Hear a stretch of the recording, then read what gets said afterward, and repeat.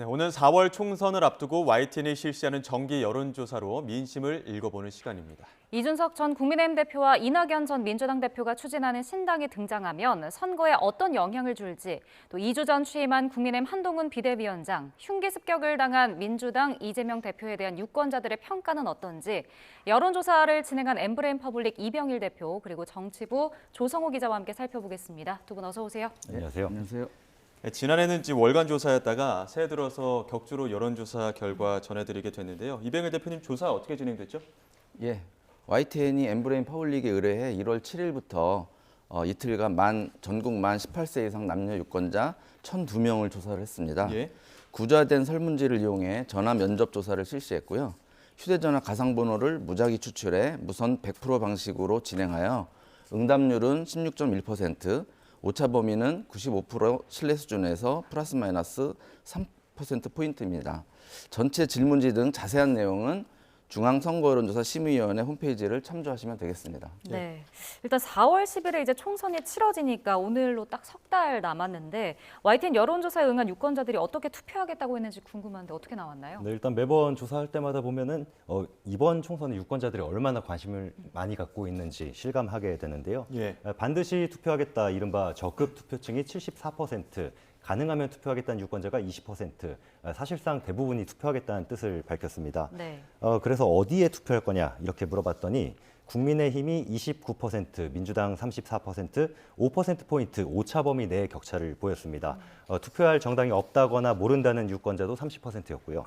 이제 저희가 진행한 조사 데이터가 꾸준히 모이고 있잖아요. 네. 비교해 보니까 민주당에 투표하겠다는 응답과 국민의힘을 선택하겠다는 응답 사이에서 격차가 조금씩 줄어들고 있는 걸 볼 수 있습니다. 예, 그 양당 지지 격차가 좀 줄어들고 있긴 한데 유권자들의 어떤 총선 예측에도 변화가 있을 것 같거든요. 예, 이번 총선 구도를 어떻게 보는지 이전 조사들과 비교를 해보면요. 예. 작년 11월 조사 때부터 여당에 더 힘을 실어주는 선거라는 응답은 큰 변화는 없지만 예. 야당에 더 힘을 실어주는 선거라는 의견은 줄어든 폭이 좀 커졌습니다. 예. 총선 결과도 민주당이 더 많이 이길 거라는 의견이 11월만 해도 40%나 됐는데 30%대 초반까지 떨어졌고 양당이 비슷한 의석을 차지할 거라는 의견이 31%나 되는 것으로 나왔습니다. 예. 네. 또 이제 신당이 정치권에서 화두인데 신당 관련 조사 내용은 어떻게 나왔나요? 네, 여기 또 원칙과 상식까지 탈당하면서 신당을 창당하겠다고 한 상황이고요. 이 신당과 관련해서 굉장히 흥미로운 조사 결과가 나왔습니다. 이준석 신당, 이낙연 신당 두 개 정당이 새로 만들어질 경우에 총선에 후보를 내면 어디에 투표를 할 거냐 물어봤는데요. 네. 국민의힘 24%, 민주당 25%로 양당이 비슷하게 나왔습니다. 이준석 신당은 11%, 이낙연 신당은 7%가 투표할 뜻이 있는 걸로 나타났습니다. 앞서 전해드렸지만 신당이 없이 지금 정당 구도에서 물었을 때는 국민의힘이 29%였는데 5%포인트 떨어진 거고요. 예. 민주당은 34%에서 9%포인트 하락한 거거든요. 그러면서 거대 양당을 향한 표심이 딱 붙는 그런 결과가 나왔습니다. 예, 이거 매기 효과를 봐야 되는 건지 이병일 대표님 이거 결과 나온 거를 배경을 좀 분석한다면 어떻게 될까요? 예, 4월 총선에서 기존 정당에 투표하려던 유권자가 어느 신당으로 옮겨갔나를 보면 아마 유추해 볼 수 있을 것 같습니다. 예. 먼저 국민의힘을 찍을 생각이 있는 유권자 가운데 그대로 국민의힘을 찍겠다는 유권자가 77%, 예. 이준석 신당은 7%, 그다음에 이낙연 신당은 2%. 여기서 국민의힘 지지자가 이낙연 신당으로 옮겨가는 게 좀 의외이긴 하겠지만 예. 충분히 가능한 일이고요. 이준석 신당으로 옮겨가는 7%도 충분히 우리가 예상할 수 있었던 예. 그런 수치라고 볼 수 있겠습니다. 예. 그런데 이제 민주당 표심 이동에 또 주목을 할 필요가 있겠습니다. 예. 이낙연 신당으로 민주당 표 9%가 그대로 이제 민주당을 찍겠다는 게 67%에 이낙연 신당으로 옮겨가겠다는 게 9%. 예. 그다음에 납득할 만한 결과겠죠. 그런데 이준석 신당으로도 9%가 8%가 옮겨가는 것으로 나옵니다. 그러니까 이른바 무당층, 부동층 유권자들도 신당에 표를 주겠다는 비율이 어느 정도 나오고요. 이게 재미있는 조사 결과입니다. 예. 이준석 신당은 국민의힘과 민주당에 투표하라는 사람들이 비슷한 수준으로 이탈해 오는데 부동층도 일부 가져가고요. 예. 그런데 이낙연 신당은 민주당 쪽 지지자가 대부분이고 예. 여당 지지자 흡수는 안 되는 겁니다. 예. 그러니까 신당이 등판하면 민주당 쪽에 더 타격이 될 수 있다는 해석이 가능해 보입니다. 예. 연령대별로 놓고 봐도 좀 관심 가질 만한 지점이 있거든요. 예. 오늘 결과 놓고 아마 이 연령대 좀 언급이 될 것 같은데 저는 30대의 선택을 좀 유심히 봤습니다. 예. 지금 나오는 표에서 30대 부분 잘 봐주시면 좋겠는데요. 예. 저희 조사에서 샘플이 143개라서 오차 범위 따지면 큰 의미 부여는 어려울 수도 있어요. 하지만 이준석 신당을 찍겠다는 응답이 20%, 양당보다 가장 높게 나왔거든요. 이념 성향별로 볼 때는 중도층에서 국민의힘보다 이준석 신당에 투표하겠다 이런 뜻이 많은 걸로 집계됐던 결과가 나왔습니다. 신당 포함해서 처음 조사한 거라 추이를 좀 봐야겠지만 이 전 대표가 추진하는 신당이 30대와 중도 표심은 흔들고 있다 이런 분석할 수 있을 것 같습니다. 이런 뭐 제3의 정치 세력의 총선 판세는 그럼 어떤 영향을 미칠지도 좀 관심인데 조사 결과는 어떻게 나왔나요? 예, 저 결과를 보면 아직은 판단들이 좀 엇갈리고 있는 것 같습니다. 네. 일단 영향이 없을 거다는 응답이 별로 없을 거다 38%, 그다음에 전혀 없을 거다 11%에서 한 절반 정도 되고요. 하지만 매우 또는 다소 영향이 있을 거라는 응답도 42%로 적지 않습니다.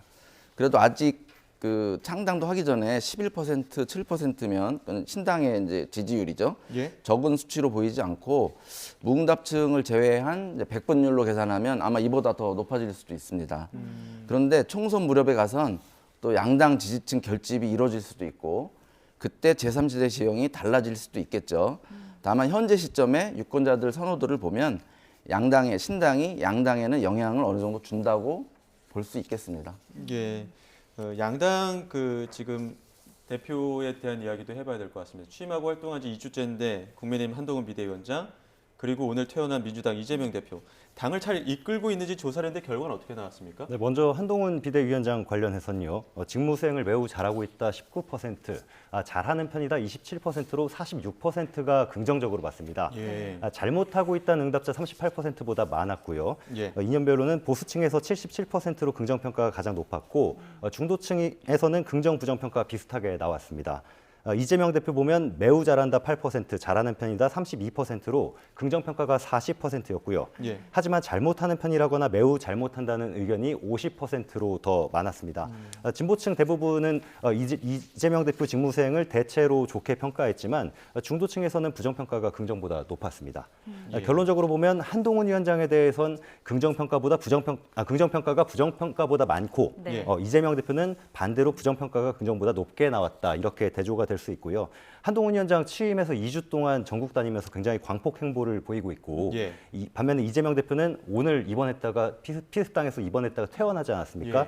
이런 상황도 반영된 걸로 볼 수 있을 것 같습니다. 네. 예. 그 양당 대표 직무수행 평가 부분에서 뭐 연령대별로 좀 특이점이 있었을까요? 예, 한동훈 위원장을 긍정적으로 보는 비율이 이제 60대 이상에서는 60% 이상으로 상당히 높은 거는 뭐 우리가 흔히 알 수 있는 건데 네. 30대에서도 48%로 좀 높게 나왔습니다. 그러니까 이재명 대표의 경우에는 잘한다는 평가가 40, 50대에서 상대적으로 많이 나왔고요. 나머지 연령대는 이재명 대표 같은 경우는 부정적인 평가가 우세합니다. 그러니까 조 기자님께서도 30대 얘기를 이제 계속 하실 것 같다고 하셨는데 여기서도 30대만 떼놓고 보면 특이한 점이 있습니다.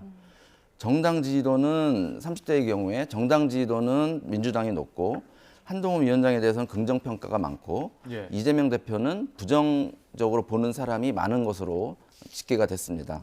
통상 민주당 지지층은 이제 40대를 중심으로 50대와 30대가 받쳐주는 양상이 많았는데 민주당과 이재명 대표에 대한 30대 지지세가 이번 조사에서는 좀 빠진 거로 그렇게 볼 수가 있었습니다. 예. 하지만 30대 표본수가 적어서 해석에 유의해야 되고 다음 조사에서도 이런 경향이 나타나는지는 우리가 좀 더 지켜봐야 될 것 같습니다. 예, 아직 3년 남아서 조금 빠른 감이 있습니다만 차기 대선 후보로 누구를 선호하는지 지금 YTN 정기 여론조사에서는 이번에 처음 알아봤죠? 네, 이 조사를 보니까 이재명 대표와 한동훈 위원장의 양강 구도가 더 뚜렷하게 보였는데요. 예. 이재명 대표 28%, 한동훈 위원장 22% 이렇게 1위와 2위로 나왔습니다. 예. 이어서 홍준표 대구시장, 이낙연 전 민주당 대표, 오세훈 서울시장, 김동연 경기지사 등 순으로 나왔고요.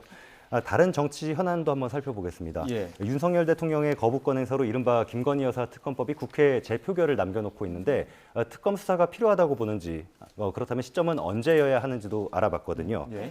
51%는 총선 전에 특검 수사가 필요하다. 20%는 총선이 끝난 뒤에 해야 한다. 19%는 정치 공세라 필요하지 않다고 봤습니다. 예. 김 여사 특검 관련해서 이념 성향별로 보면 보수층에서는 특검 수사를 놓고 의견이 갈리는데 중도층에서는 총선 전 특검이 필요하다는 여론이 과반인 것이 좀 눈에 들어오는 결과입니다. 예. 네. 마지막으로는 이제 정당 지지도 또 윤석열 대통령 국정 지지도 어떻게 나왔는지도 좀 설명해 주시죠. 예, 정당 지지도는 국민의힘이 한동훈 위원장 취임 전보다 소폭 오른 29%로 민주당과 오차범위의 차이를 보이긴 하고 있고요. 무당층이 36% 여전히 가장 많습니다. 대통령 국정 지지도는 30% 초반에 머물렀지만 부정평가는 지난 11월 조사 때보다 9%포인트 낮아졌습니다. 예. 윤석열 대통령 지지율의 경우 조금 오르긴 했지만 아직 상승세는 좀 미미해 보입니다. 근데 눈에 띄는 건 부정평가가 YTN 조사에서 60% 아래로 나왔다는 건데 긍정평가가 35% 이상으로 올라가고 부정평가가 55% 아래로 떨어진다면 상승세로 볼 수 있을 텐데 그거는 조금 더 지켜봐야 될 것 같습니다. 특이할 점은 지난주에 이제 김건희 여사 특검법에 거부권을 행사했는데도 예. 크게 이제 대통령 지지율이 빠지지 않은 것을 보면 이미 기존 통계에 어느 정도 반영이 돼서 큰 영향은 없었다 이렇게 봐야 할 것 같습니다. 예. 네. 지금까지 YTN 정기 여론조사 알아봤었는데요. 뭐 유의미하게 좀 짚어볼 부분들은 많이 알아봤습니다. 혹시 그 총선과 관련해서 지금까지 여론조사 봤을 때 혹시 조금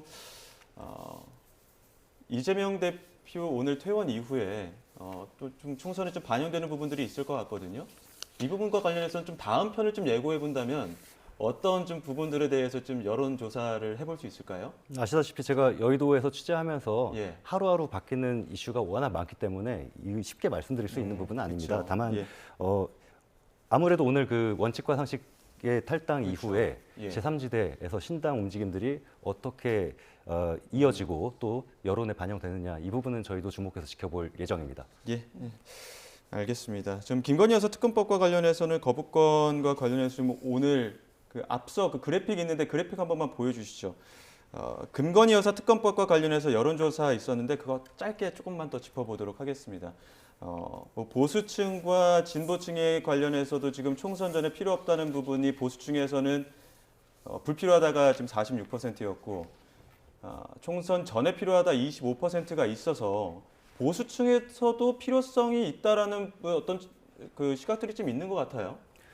국민의힘 내부에서도 김건희 네. 여사 관련돼 있는 리스크는 털고 나가야 하지 않느냐라는 의견들이 일부 나오고 있는 것도 김경률 사- 예. 비대위원도 그런 이야기 하지 않았습니까? 그 어떤 국민적 여론이나 어떤 국민의 그